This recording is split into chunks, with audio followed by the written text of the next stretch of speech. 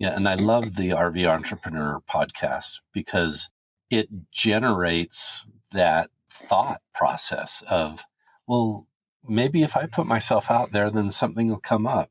And for anybody that wants to follow that entrepreneurial spirit, whatever adventure you take on, the chances that you're actually going to stay in that specific realm is probably pretty slim.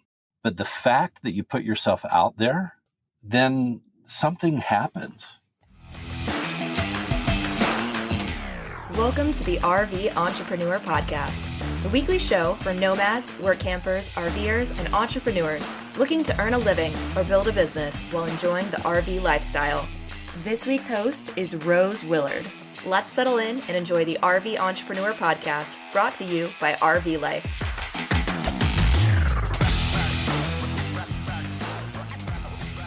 Hey there, welcome to another episode of the RV Entrepreneur Podcast. I'm Rose Willard, your host this week, and I absolutely loved my conversation with Dave and Traci Stanley, two of the sweetest souls you'll ever meet. Their entrepreneurial spirit is infectious, and they have such a way of connecting with others. With a lifetime of entrepreneurship and travel experience, Dave and Traci, who are currently full-time RVers, will take you on a journey into their role as host consultants for a newer app called CurbNTurf. The app may sound similar to Boondockers Welcome and Harvest Host, but what I learned from our conversation is that it's so much more.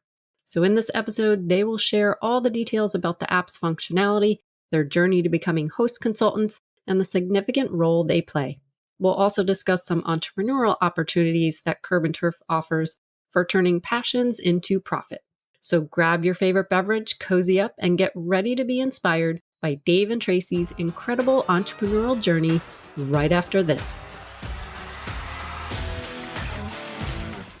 Ever found yourself lost in the middle of nowhere with no signal? With the RV Life app, that's a thing of the past. Enjoy reliable offline navigation, lane guidance, and turn-by-turn voice directions, ensuring you're always on the right path. Navigate the open road with ease and confidence. Visit rvlife.com to download the app today and start exploring without limits. Hi, Dave and Traci. Thank you for joining me today. Welcome to the show. Thank you so much for having us, Rose. This is a real treat.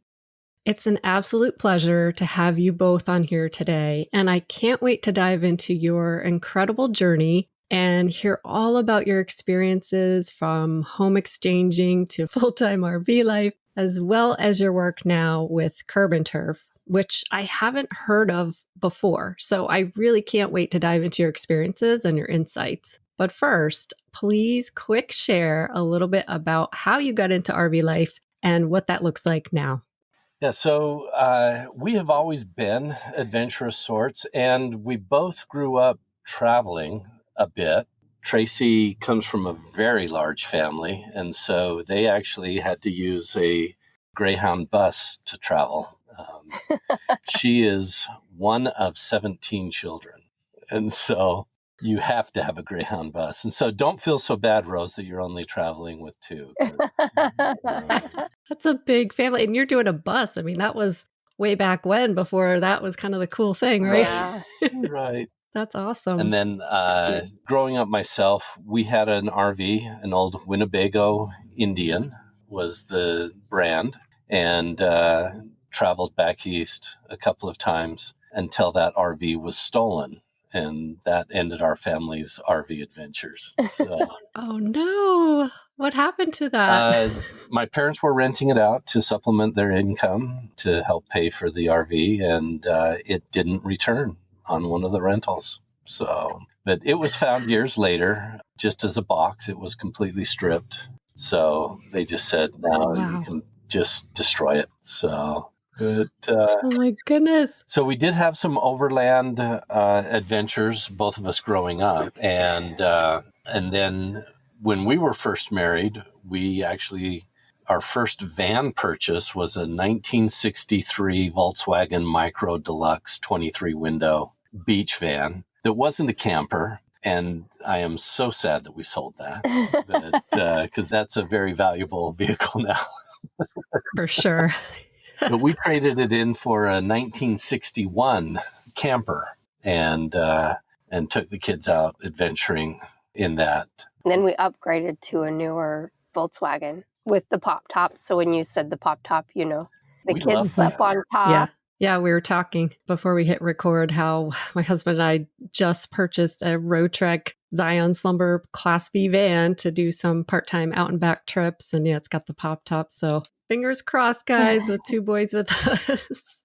I think it'll be all right. It'll be fun. I can't wait for the agility and everything you can do with that. So. You're going to love it, Rose. You're going to love it. And we Traci wasn't with me at the time. I took the boys out camping alone. And that was the only one time in owning that VW Eurovan that I left the pop top up and took off from the campground.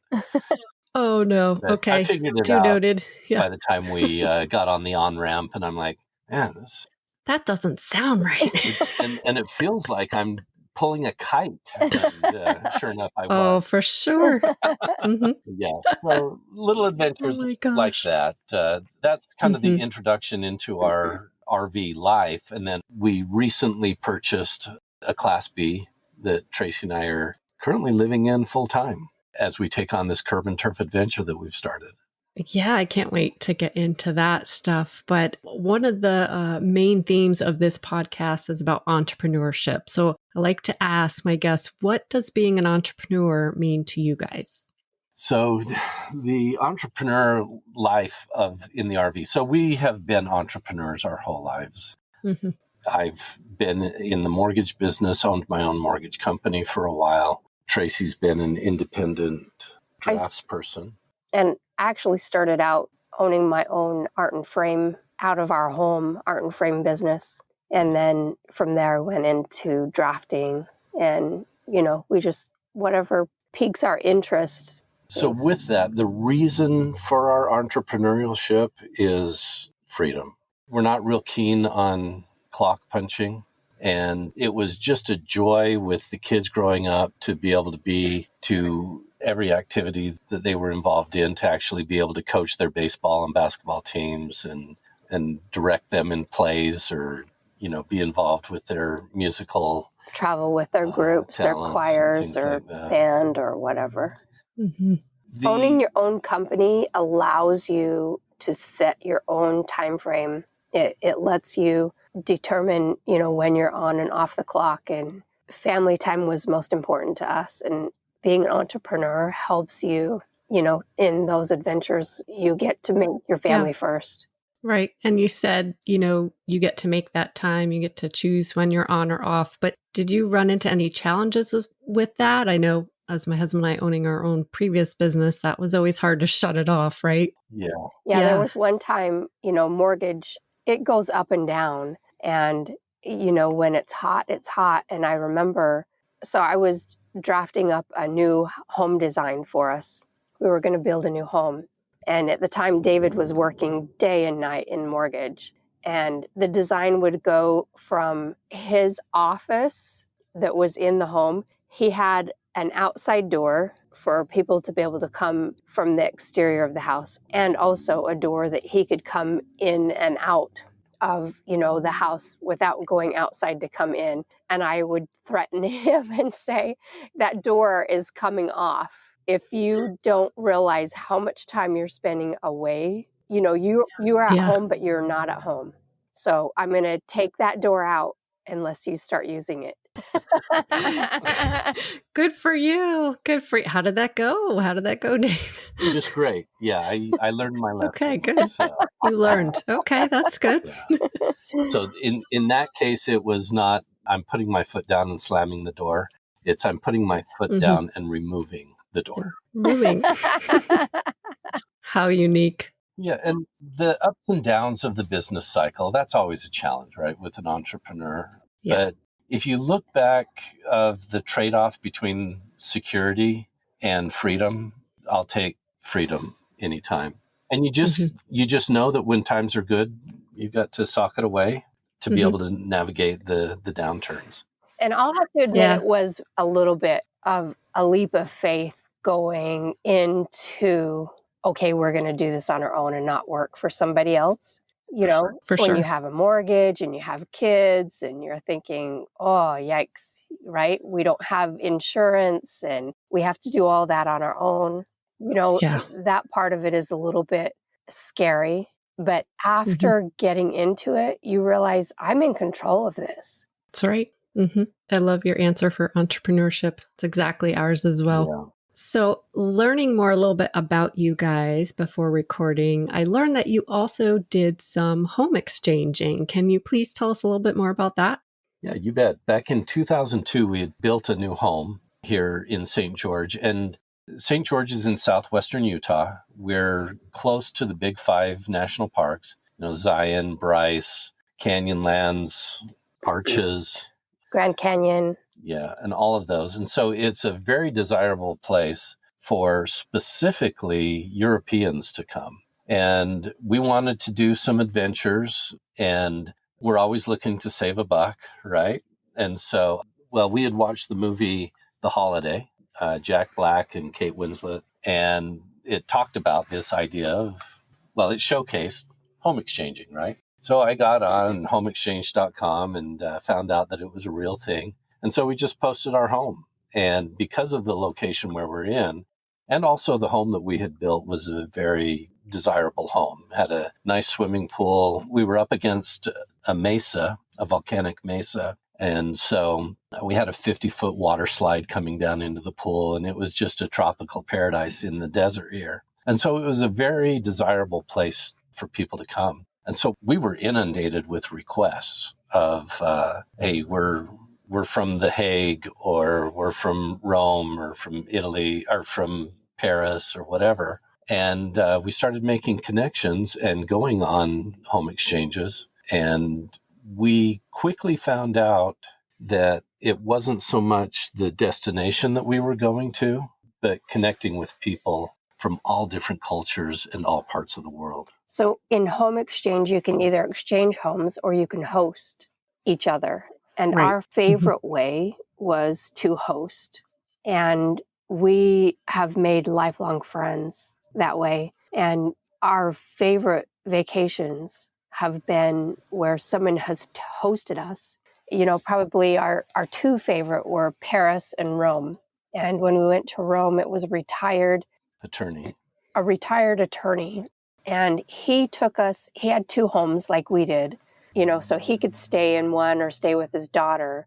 And then he'd come over every day, see how we're doing, or take us on adventures, or, he hosted dinners, and we met his friends and we met his family. And it was fabulous to be able to go to Rome and not do a tourist type of vacation. We got to see how they lived and learn about their culture and learn about their society. And, he told us about the streets they marched down when Mussolini came into town, and how he was a little boy and they put them all in soldiers' uniforms, and Mussolini had them marching down the streets. You can't get that on any tour in Italy.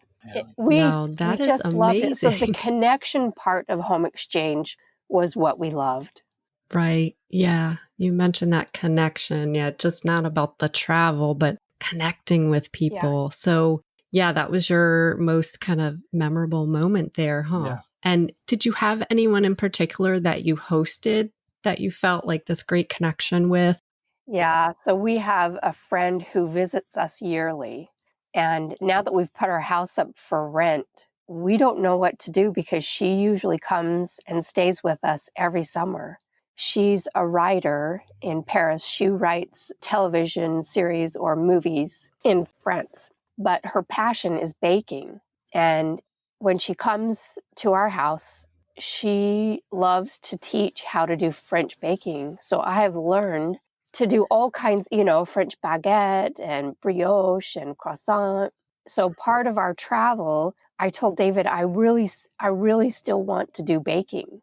So we bought a pizza oven, and at home we were testing, how can I bake French, things. Yeah, in your RV. With the RV, and it works. We figured it out.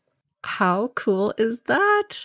How do you bring that with you? Where do you put it? And So we have a Sola stove. It's a pizza yes. oven Sola stove. And we've just figured out how to, put something over the front in order to capture the heat for a certain amount of time to let it bake. That's awesome. And we've got a Yakima exosystem on the back. And so that's where we put that. Perfect. Yeah.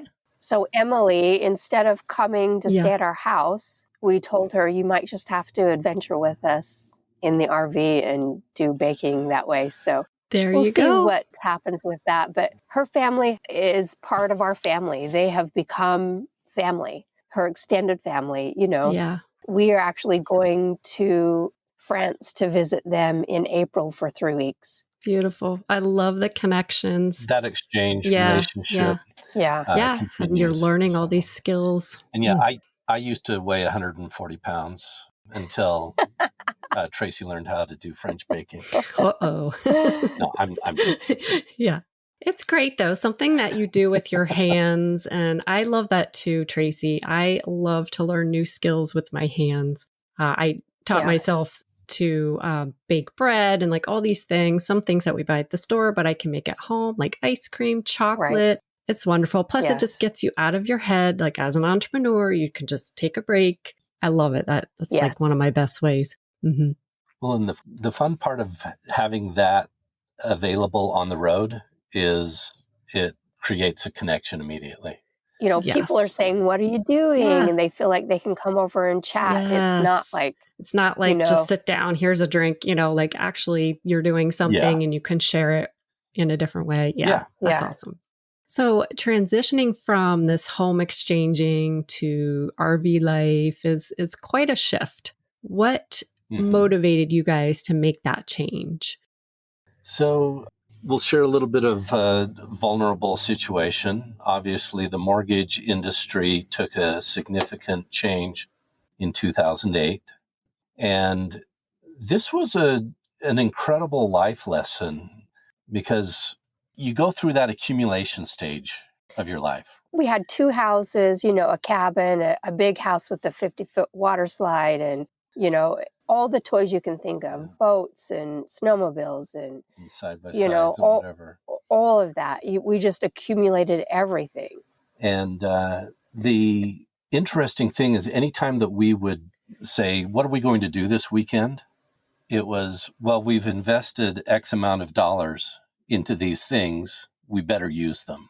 And thus we became slaves to our possessions. Right.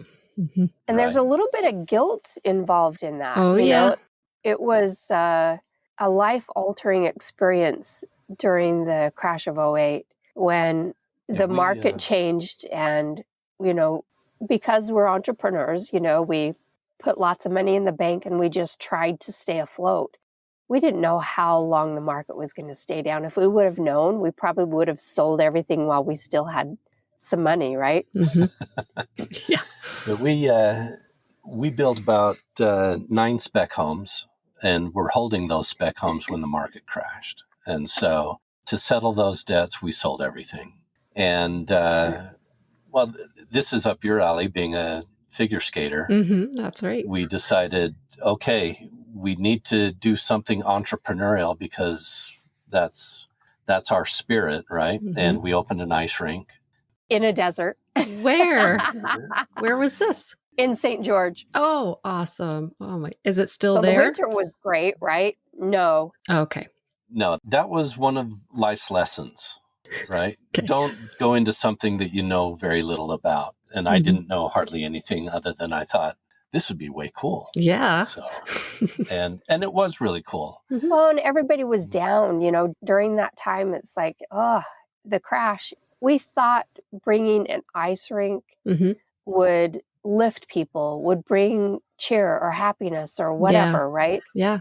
But not really knowing what we were doing, we made a lot of mistakes. Hey, you tried. You have great stories. You move on, entrepreneurs. Right.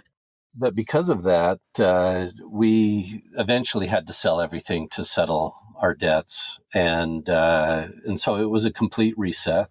And we put a few keepsakes in storage and moved to Hawaii with 2 suitcases.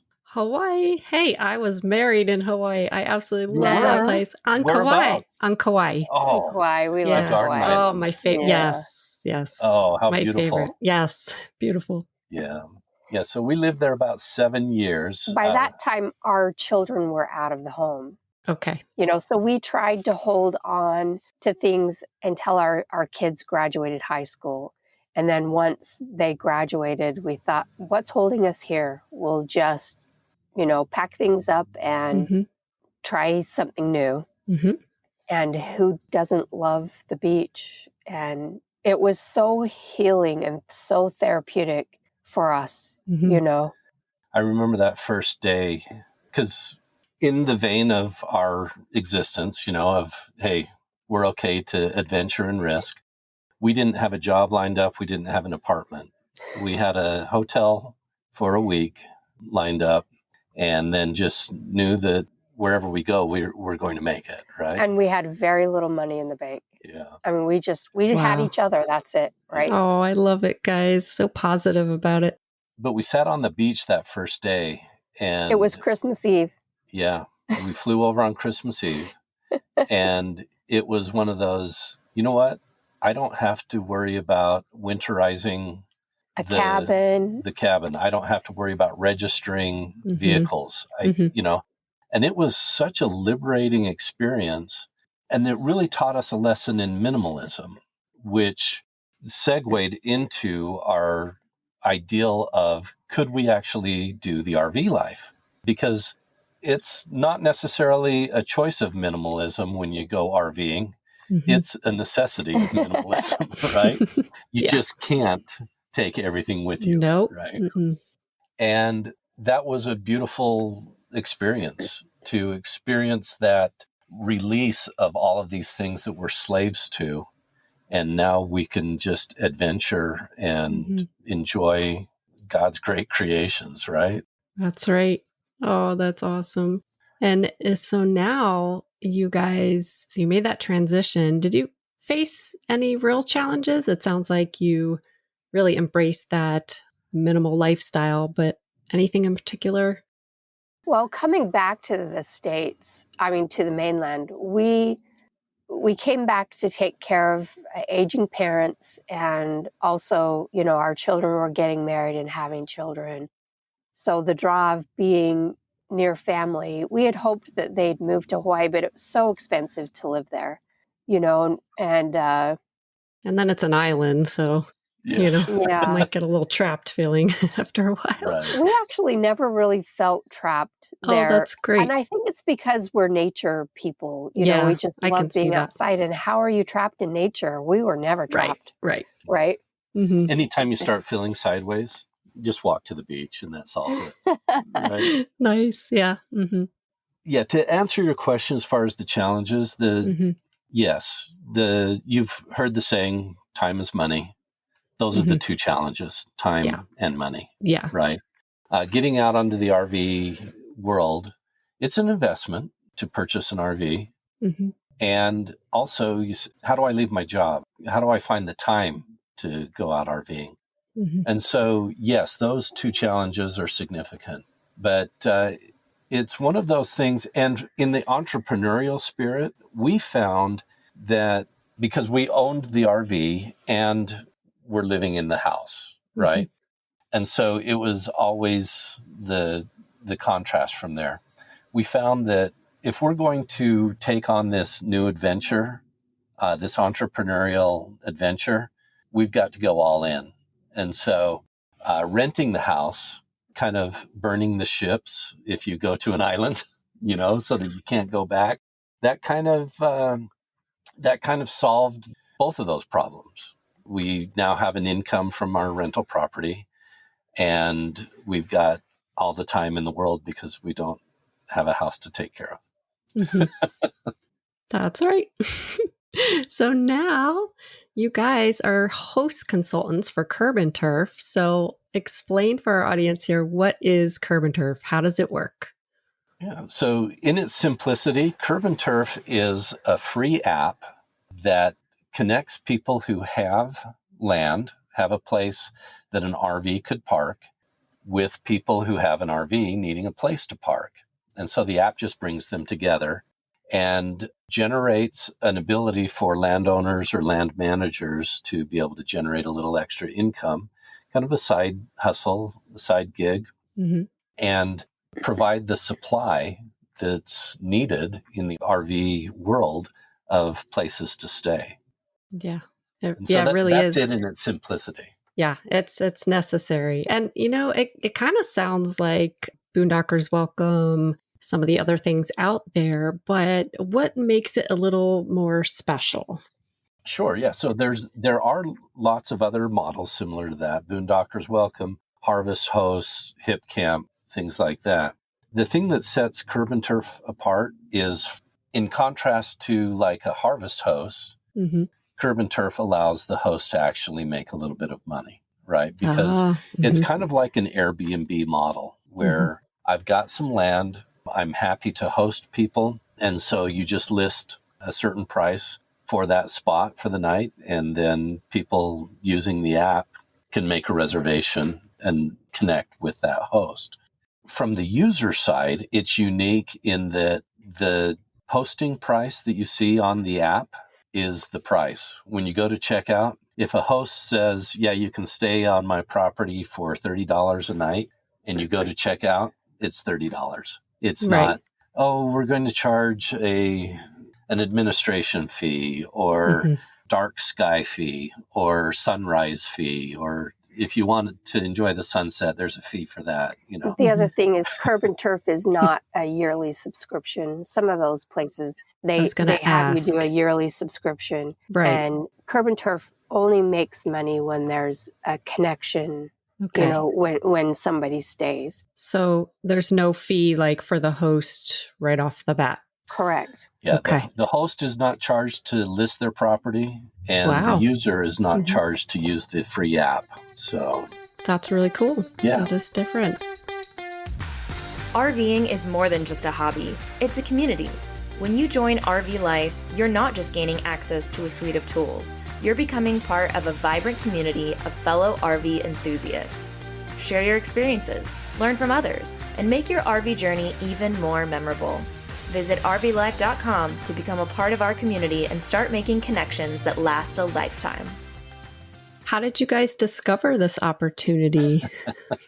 So back in May of 2023, some high school buddies got together and we all decided to take a little golf trip, right? And guys that I had seen throughout the years, but not in any significant manner. And so there's a lot of catch up. And one of the cart buddies of mine, I just said, so what are you up to? And he said, I've actually started a new job. I'm working for a company called PodUp, which helps people put together online shows, more focused on podcasts. And I just mentioned, well, Traci has always loved teaching our kids through toys. And so she wants to... Through playing with toys. Yep, I understand.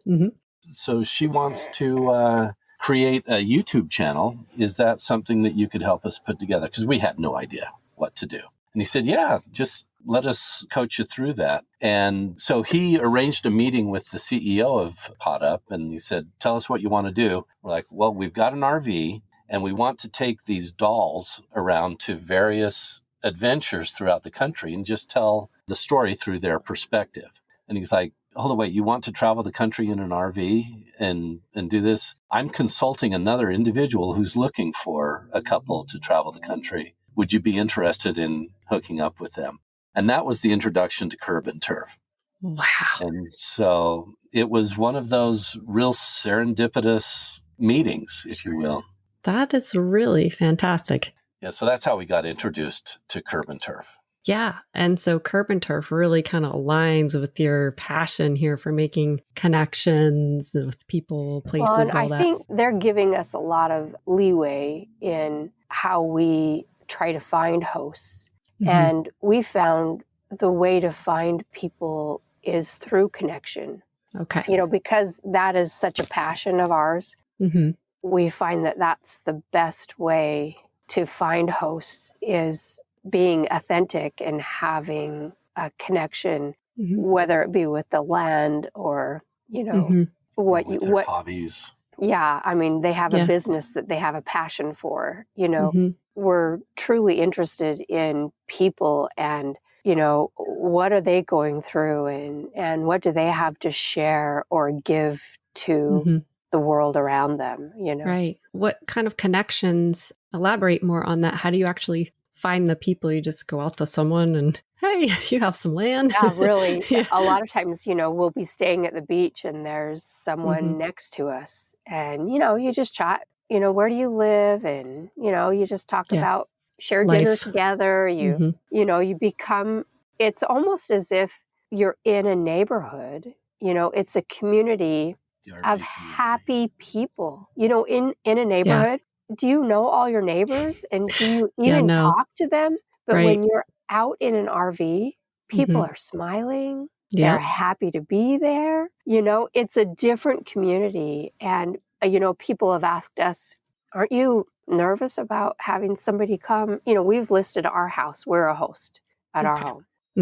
And they'll say, aren't you nervous about having someone be in your place, in your stuff? And I'm like, no, you don't realize these people, this community, they're happy. They're, respectful. Yeah, they're just, they're a different group, and that's the way we find people and host and connections. We're open. Yeah, and we're discovering, quite honestly, Rose, how to best make those connections. So we've only done one other significant road trip of recruiting hosts, and that was to Yellowstone earlier this summer. And it was anything from driving by somebody's property and going up, knocking on their door and, because they had a nice half-acre piece of ground next to their home and parked their own RV on it. So just walking up, knocking on the door and saying, hey, would you be interested in making some of your other land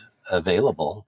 Because the only two things that are required to become a host is access and a relatively level spot. Right? Yeah, that helps.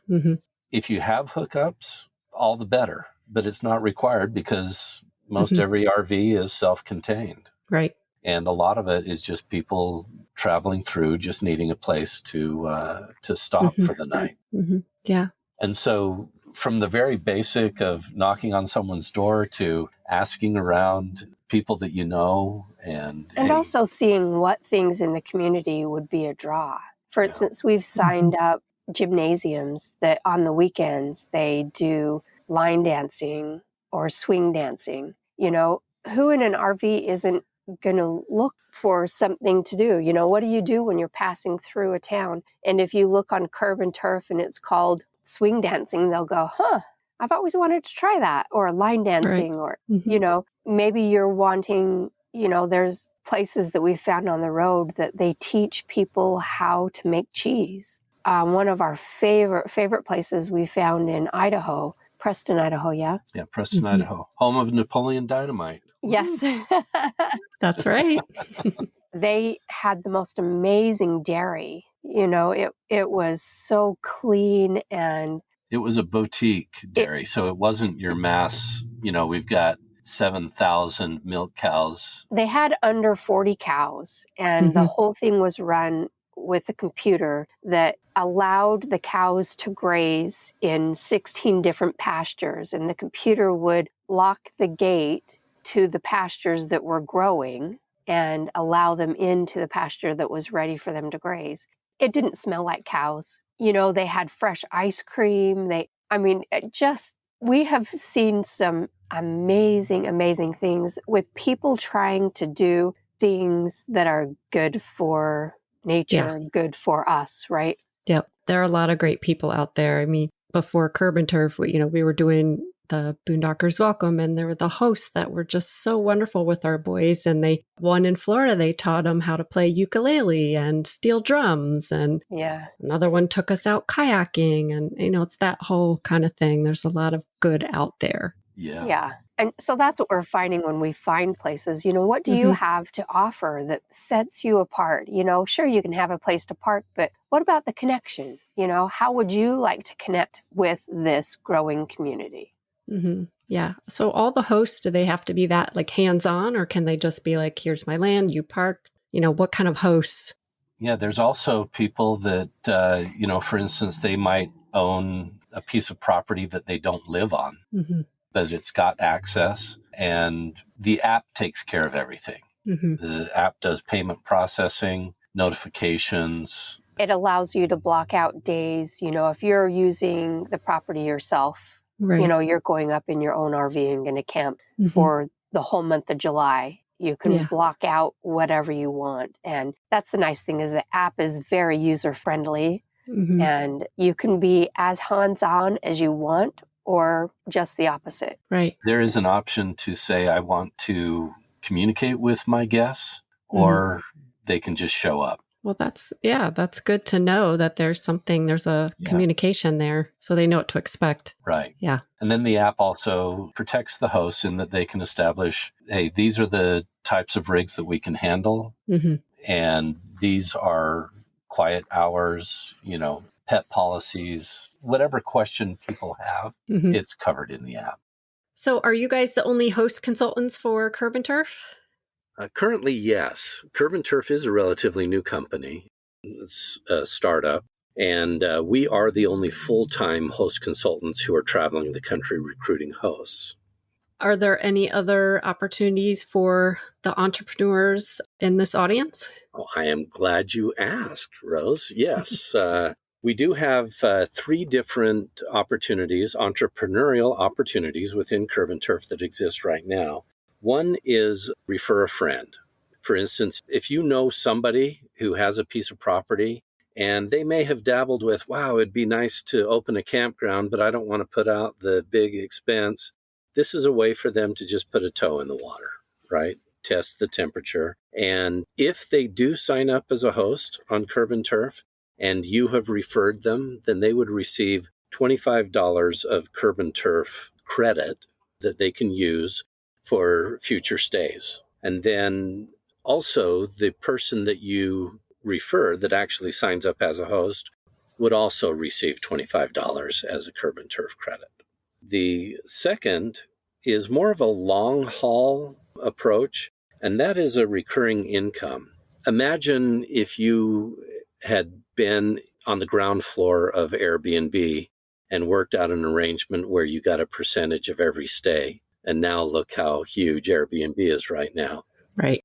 That's a similar situation where we have a recurring income where instead of the $25 credit, if you refer a host that signs up, then you can waive the $25 credit in favor of a perpetual income that would last for the life of the listing.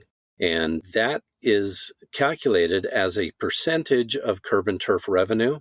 Don't want to get stuck in the weeds on that calculation. If somebody wants details, they can reach out to me. But it's a minimum of $1 a night.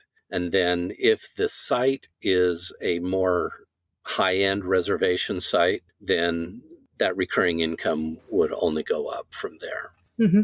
That's great. And then we have one other, which is sponsoring a boondock site. Obviously, boondock sites don't generate any revenue. However, if you've got a great boondock site that you would like to have listed on CurbNTurf, because CurbNTurf also highlights boondock sites. We're not just we're going to close everything off unless it makes us money. No, we're really into benefiting the RV community. And so if you sponsor a boondocking site, it will have there an option to say, this boondocking site is sponsored by Rose Willard. And if you'd like to thank her, drop a donation, right, type of thing. And so that may or may not be a big generator of revenue, but it's a way for the community to say, hey, thanks for this great site.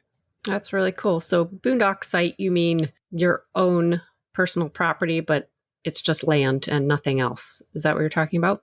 Actually, no. In any place that, let's say that there's a canyon near your place that you know has parking, overnight parking available, but it's not currently listed on CurbNTurf. Oh, okay. You go out, take some pictures and post it of, hey, this is a site that Rose found. Shout out to Rose for for putting this on the site. Mm-hmm. So no, if you've got your own property that you want to allow boondockers on, yes, I suppose you could list it as a boondock site, Mm-hmm. or you could just list it with no income generated for you. Mm-hmm. The site will show it as a $10 listing. Right. I understand. That's the minimum of what CurbNTurf would take. So you're saying a site that's a boondock that maybe it's on another app or you know of it or something. It's a boondock site, but you actually went there, you camped on it, you know it's good for this type of vehicle and you know what's around it, and that's what you claim as okay. Yeah, you can provide the that. details of what it is, and it's kind of that's kudos for the community. Mm-hmm. Yeah, so it's different from refer a friend, because refer a friend, it actually results in a CurbNTurf site where the person charges a fee and is listed on the app. The boondock site is, if it's a completely free place for somebody to stay, you don't own the property per se, and so you can't receive any revenue, right? Unless you own the property as a host site. And so this is a free place to stay. And because you brought it to the community, there'll be a little tag that says, hey, if you'd like to thank so-and-so for showing you this boondock site, drop them a little donation as a thank you. And does the donation go through CurbNTurf? It does go through CurbNTurf, but then goes back to the person that sponsored that site. Gotcha. Okay, yeah, I understand. Well, this is great opportunities. All these little bits add up. So very cool. Thank you. You bet. Yeah, and a lot of people will look at that recurring income and say, woohoo, $1? Kind of do I stop and pick up a penny? Right. But that's why I say it's more of the long haul and big picture. This would be for people who have an extensive reach of influence to landowners that would want to set up a number of sites. Right. And reminds me of an experience that I had where a neighbor of mine was a audio video guy. And he said, hey, do you want to go out to Malibu, California, and help me install this stereo system, home theater system in this house? And I'm like, well, that's a pretty cool looking house. I mean, it was on the cliff overlooking the Pacific Ocean, beautiful. I'm like, how did this guy come up with his income? He said, well, he invented the magnetic strip on the back of credit cards, library cards, ID cards, whatever it is that has that magnetic swipe. And he gets paid like 0.003 cents per swipe. And $1 is a little bit more than 0.003. Yeah. Of course, swipes are going to be much more prevalent than nights stays. Because there are millions of swipes going on in the world every day. But the moral is it all adds up and you're benefiting the community, the RVing community. So exactly. Why not? Growing this map of places to stay with CurbNTurf throughout the country. Yep. And then having some perpetual income go along. That's right. Perfect. And of course, CurbNTurf is very open to how to grow their business. And so if there's anybody out there with a great idea on how to expand, or if they've got a certain influence and reach that would fit nicely into expanding this business, just have them reach out directly to me and we'll entertain most anything. Right. You'll at least get an answer. Yes. So the main thing is that CurbNTurf is in this growth mode. They'd like to see a lot of host sites all over the country. And we do not claim that we are the only ones that have any idea on how to accomplish that. And just a note that it's not just the United States. They want it to grow. Oh, fantastic. Into Canada, so keep that in mind, if you're thinking of your reach, right? They want it to eventually go to Europe and, same as Airbnb. They're following the same setup model that Airbnb used. As a basis for growth, And that's their dream, like to be as big as a company like that. Excellent. Why not? So what are you guys doing to expand that reach after doing that? Yeah, so great question. That's why we're on the podcast circuit. You've been so generous, Rose, to have us on your podcast. We love it. So, of course, reaching out to the community through these avenues. And then we're also going to be hosting an RV convention this summer, a free convention where different RV interests, we plan on having 30 different presentations that are RV related that people can sign on. And we've found that giving the community something without any expectation of getting something in return is the way that this community works. And so that's what that convention is going to be all about, is bringing in experts that have a lot to offer to the RV community and just connecting. Yeah, connecting and helping each other grow. And we're all in this together, guys. Absolutely. That's right. So, and the details on that can be found at rvconvention.com. Okay. Yeah, I'll put all these links in the show notes for sure. Appreciate that. So for those looking for opportunities to create income while on the road, what advice would you have for them in general? Yeah, certainly. Following the example of what we've gone through is just putting yourself out there. I don't want this to sound like, ooh, but it's one of those things that you put something into the air and things happen. That's right. Did we purchase the RV thinking, someday we're going to go out and recruit hosts for, No, that thought did not cross our minds. We purchased the RV to be able to go camping with our children and grandchildren. Yeah. And it's interesting how life takes you in places. We're on a river of life, right? You can grasp anything you want, grasp the tree branch and just climb off the river and say, here we are. Let's do this adventure. And then you jump back on the river and float down till you find something else. It's like, that's kind of who we are. We're like, what new something fun thing can we do, right? And that is awesome. Yeah, and I love the RV Entrepreneur podcast because it generates that thought process of, well, maybe if I put myself out there, then something will come up. And that's right. For anybody that wants to follow that entrepreneurial spirit, whatever adventure you take on, the chances that you're actually going to stay in that specific realm is probably pretty slim. But the fact that you put yourself out there, then something happens, and it does. Well, Pod Up has helped us because they'll teach you start to finish how to do something. It takes a lot of the worry and the guesswork out of, am I doing it right? Right. That's true. They'll tell you, there are so many people that start a YouTube channel, but they don't know how to monetize or, they're trying to do things on their own, not really knowing what to do. So educate yourself. Right. And so then you have the confidence. Yeah, you have the confidence to do it. And then like we did, we rented our house out. So we have some income to help us just do it. I love it also how one thing just leads to the next and you just keep going and keep that spirit going. So guys, where can we connect with you to follow your journey and to connect with CurbNTurf? Yeah, so obviously CurbNTurf.com. And then we have an extension that belongs to us. So that's CurbNTurf.com/start hosting. And then you can follow the journey on our RV Cast podcast. Oh, that's right. Yeah. That is in the process. We're starting everything brand new. So we're drinking from a fire hydrant at the moment. Yeah, it's all coming at you at once and you're trying to just start, right?